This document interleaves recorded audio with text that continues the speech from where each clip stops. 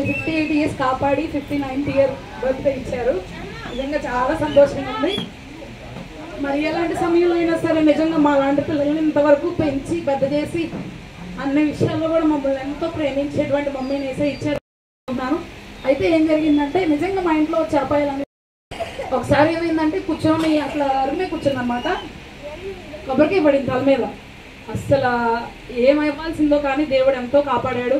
మరి రోజు స్కూల్కి వెళ్ళడానికి రాప్పటికీ ప్రతిరోజు రెగ్యులర్గా వెళ్ళడం చేయడం, ఏ రోజు కూడా రెస్ట్ తీసుకోవడం చూడలేదు అసలు మా మమ్మీని. నిజంగా వీక్ అంతా కూడా స్కూల్కి వెళ్ళడం, మళ్ళీ సండే చర్చ్కి నాకంటే ముందు వచ్చేస్తారు. మరి నిజంగా ఆమె నుండి చాలా నేర్చుకోవాలి నేనైతే. మరి దేవుడు నిజంగా దేవుడు ఆమె ఏర్పాటు చేసుకొని ఇప్పటి వరకు ఆయన యొక్క పరిచయంలో వాడుకుంటున్న విధానం బట్టి నిజంగా నేను ఎంతగానో సంతోషిస్తున్నా. దేవుని నామానికి స్తోత్రం. నిజంగా ఇది దేవుని కార్యం, మనుషుల వల్ల జరిగేది కాదు.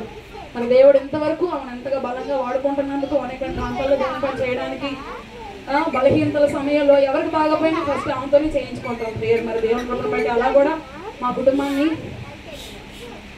ఇంతవరకు దేవుడు ఎంతగానో కాపాడినందుకు, మరి మమ్మీకి మరలా నూతన సంవత్సరాన్ని దయచేయడం ఇచ్చినందుకు దేవుని ఎంతగానో స్తుతిస్తున్నాను.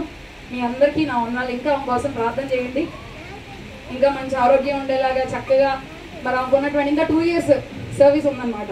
2 years కూడా మనం చక్కగా చేయడానికి కావాల్సినటువంటి శక్తి, బలం, ఆరోగ్యం ఉండేలాగా మీరు అందరూ ప్రేయర్ చేయండి. మీ ప్రార్థన దేవుడు ఖచ్చితంగా వింటాడు, చిన్నపిల్లల ప్రార్థన కాబట్టి లేలక్క మీ అందరి ప్రార్థనలో జ్ఞాపకం చేసుకోండి. ఈ అవకాశం ఇచ్చినందుకు మీ అందరికీ వందనాలు. యేసయ్యకి వందనాలు.